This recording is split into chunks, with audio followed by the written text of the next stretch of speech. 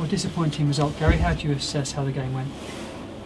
Yeah, it is a disappointing result, but we mustn't be devastated. I mean, first half we didn't get a passing game. We give it away too many times, too quickly, and if you give it away against teams in the top half of this division, you can be in trouble. But we managed to see it through to half time. A few words, and then we came out and we kept the ball a little bit better, and we created two super chances, one at the crossbar and one at the post. Had a couple of penalty decisions turned down, so it just showed we was in a little bit of the ascendancy at that point, and maybe their goal came a little bit, well, definitely on the break, but against the run of play sort of thing. So we know they're a good side, and but we gave what we had, and with a little bit of luck and a bit of judgment from some of the other people around, we may have got something out of it. When you say judgment, are you talking about some of the penalty shouts that you had in that second half?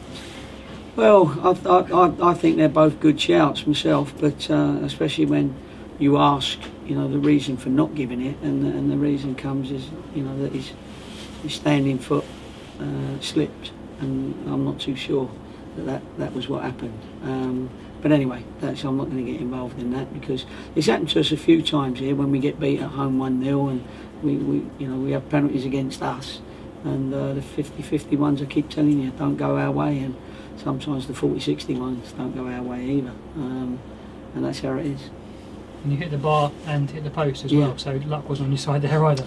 No, that's down to us though, isn't it? That's not down to anybody else. That was down to us, and we know Blackburn are a decent side, all their players. That I thought we coped with Jordan Rhodes really well, and then the one bit of quality for him just to be in that dangerous position and stick the ball in the back of the net is what he does.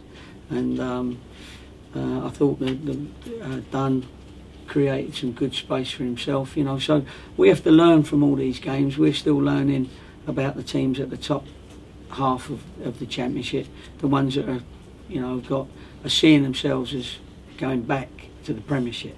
There's still that gap, and we've got to try and close that gap as quickly as we can and learn from these games, which we are. A word for your goalkeeper. First game in 4.5 months, and he was outstanding today. Yeah, he was, and he's always done the job, hasn't he? As Chris Dunn did over the last 4 or 5 games.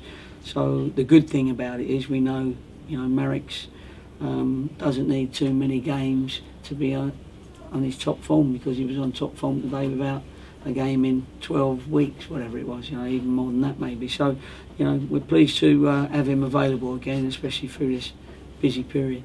You're anticipating Chris Dunn will be fit soon, so the two of them can fight it out for that shirt? Yeah, that'll be good. And then that's a good competition for that position. I mean, they're both good lads, so they don't need that competition to be training hard and giving up their best. But at least we know if we lose one of them for whatever reason, that the other one can quite comfortably take his place. You lost Byron Webster in the first half to injury. Do you know what he's done? Yeah, he's strained his hamstring. We don't know what grade yet. We'll have to wait and see.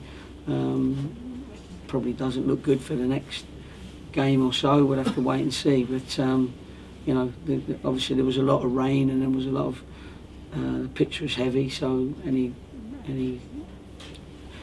time that you sort of fall awkwardly or try to sprint away can upset your hamstring, as it were. But so I don't know the ins and outs of how bad it is, but we'll have to wait till Monday. Luke Ayling's booked, according to our records, that's his 5th, so he would miss the Boxing Day game as well. Yeah, well, I just heard that. I didn't know that, and that's disappointing really, because he should have been a little bit more professional there.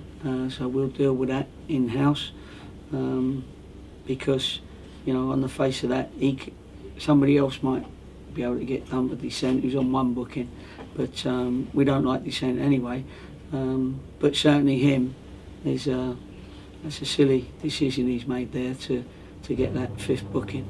So with the combination of Ayling and Webster probably missing Boxing Day, will Liam Fontaine come back into your thoughts? Yeah, he does, and that's what he's been waiting for. And we know Joe can play right back.